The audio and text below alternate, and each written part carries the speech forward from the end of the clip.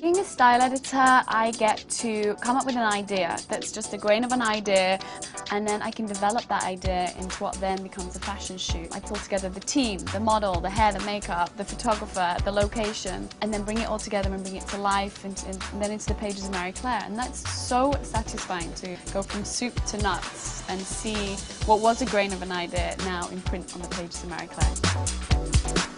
As a kid, I drooled over my mum's Vogue. I studied journalism at college and then realised I wanted to be on fashion about 16 years old. I started as an intern at a magazine called Lux.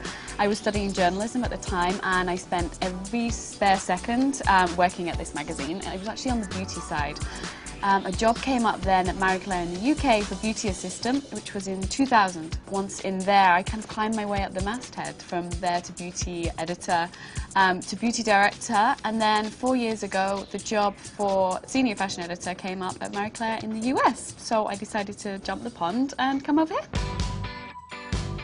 There are no 2 days the same in my job. I think that's one of the things I like about it so much. One day I could be on a shoot in Mexico on a beach, the next day I could be at Paris watching a show, the next day I could be back in the office slogging away preparing for these things, the next day I could be on the Oscar red carpet reporting from there. That makes my job all the more exciting.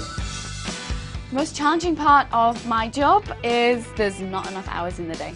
The morning starts, and I am very lucky here at Hearst. We have this incredible gym downstairs, so I can be there at 7:30 for a class, and I can be up in the office by 8:30. And then breakfast, then you work all the way through, then lunch at the desk. It finishes anywhere between 7 or 8, and then there's usually a dinner after that, and then there's usually something else after that. It's a full-on 24/7 job. I use the internet all day, every day. My iPad is with me at all times. My favourite websites would be, for inspiration, I like Fashion Gone Rogue. I'm always on model agents' websites. I love the website Nowness. I also love boutique.com. Just look online, all these amazing fashion bloggers.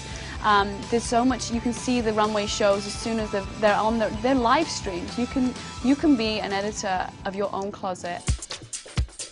We see a lot of looks on the runway that some are obviously high fashion, some are, you could never kind of just pop them on and walk down the streets in them. So these are the kind of things we have to take and make accessible and wearable for the everyday woman. We could do that by pairing them with more wearable pieces. The mass market is a great place to start looking. You know, you can go to Topshop, you can go to Zara, you can go to Banana Republic and find really great looks at a fraction of the price. I find inspiration obviously mainly through fashion, but then there's the whole world outside, the people on the street, music, film, architecture.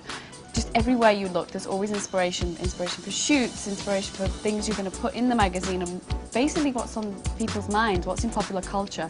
Even inspiration in the news, you know, things that are relevant today, which fashion should actually always be relevant. I always had a distinct style, whether it be necessarily advisable for anyone to dress like I dress. I was always interested in fashion. Thank you for coming to Marie Claire and seeing the day in the life of a fashion editor. I hope it inspired you and you go on to do many fashionable things yourselves.